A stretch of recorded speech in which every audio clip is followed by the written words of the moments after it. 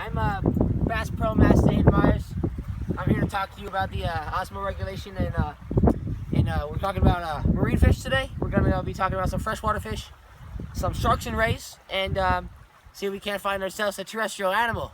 Let's get started then, lads.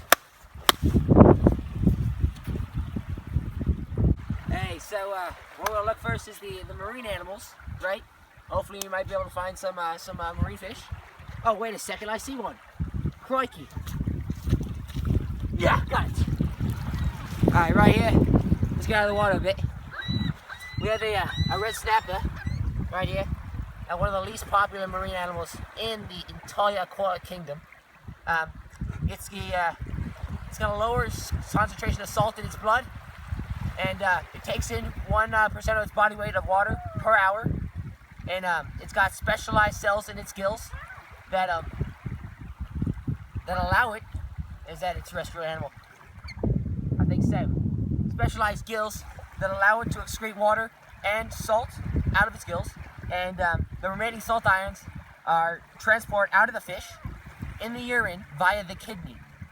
So that's one of these things. It's bad, Larry. I'll put this back into the. It might be dead, but you know, it's gonna repopulate the ocean water. What up, boys and girls? We found ourselves at a freshwater river. Don't look down. Straight up heights. And we might be able to find some freshwater fish. It's the daytime, so they might be sleeping. But hopefully we'll find one playing dead. You never know.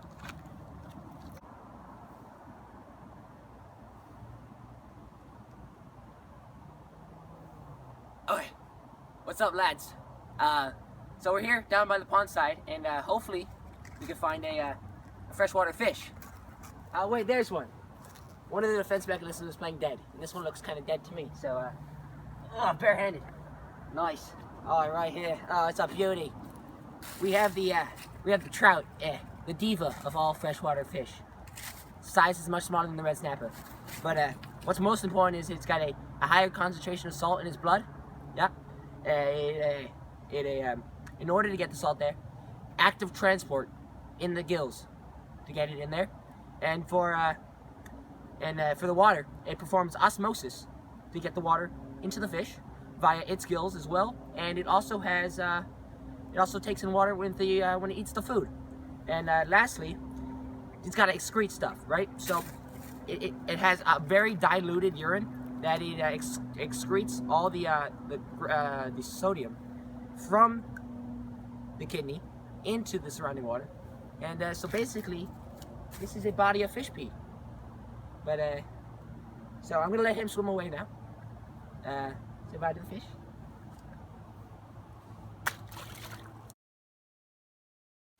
So we're back here at the old observatory, and so unfortunately I promised you guys sharks, but we're not allowed to get sharks because I'm not allowed 500 feet of the aquarium, and we're not allowed to get rays because ever since Steve Irwin got killed by a ray, we're not allowed to go near them. But fortunately, I have some facts on them. So, sharks' fluids in their body are isotonic to the surrounding water, but they use different ions than the regular marine animals. They take in water via the gills, and they drink water, and they drink the seawater, and because of the salt concentration in the urine is higher than that of the sea, they are allowed to drink the water. And the kidney of the sea animal are able to maintain a constant salt concentration in their bodies, producing urine at a high concentration, and then they release the salt in their urine via the renal gland. Crikey! It's a terrestrial animal. Stop the car! Stop the car! I have to go see this. Hold on, cameraman, 1 second. This is dangerous. That over there is a James. One punch to the face and I'm gonna poke you with a stick. Come on, be very quiet. He's turning the corner. I'm gonna follow him. They walk pretty fast. Hey, you! They respond to their nature names. That one's a James. I'm gonna say James. Hey, James! Hey, James! Hey! 1 second. We're doing a bit here. This is a terrestrial animal. Alright? 1 sec. I'm doing a video right now. I'm gonna talk to you back. Alright, later, bye. Alright. This is a terrestrial animal.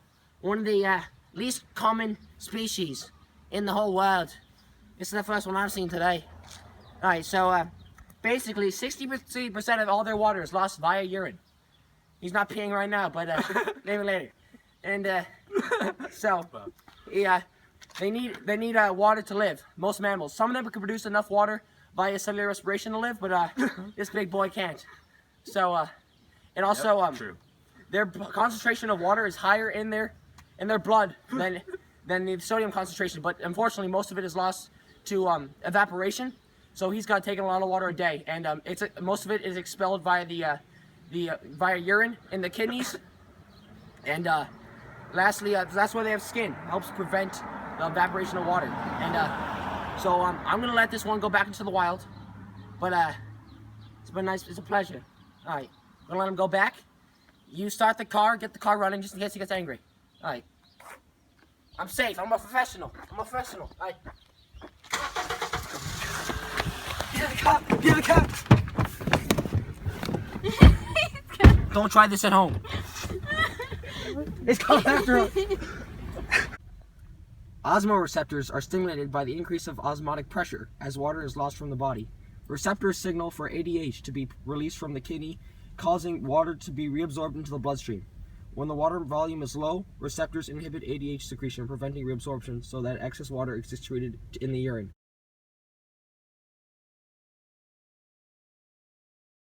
Alright, so today we learned about the excretory system and the wonders of maintaining osmoregulation.